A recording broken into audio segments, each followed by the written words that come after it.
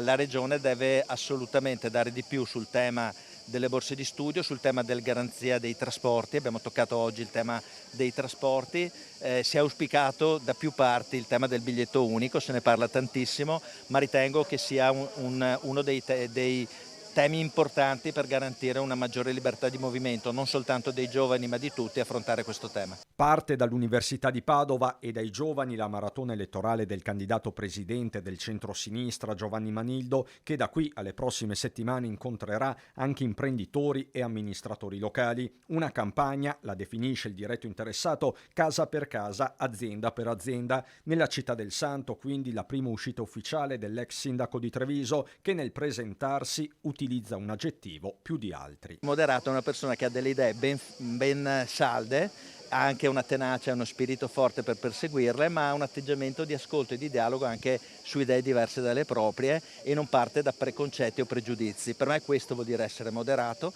e penso che sia un punto di forza all'interno della coalizione anche per parlare al Veneto. Ma un conto è parlare ai veneti, un altro il dialogo interno tra le forze della coalizione. Su questo Manildo rivendica mani libere e lo fa anche guardando a una possibile giunta. Non ho ricevuto limiti, ho ribadito dall'inizio la mia autonomia decisionale ascoltando tutti, quindi il tema di una futura squadra sarà legato alla competenza, legato alla valorizzazione del percorso fatto, quindi non ho ricevuto vincoli o imposizioni, siamo proprio costruttivi in modo positivo. Costruttivo anche il confronto con Azione, prevale la fiducia su un imminente apparentamento che strizza l'occhio in maniera evidente proprio all'elettorato moderato. È una questione che dovremo definire proprio nei prossimi giorni. Io mi auguro che ci possa essere questa adesione. Naturalmente sono adesioni di carattere programmatico,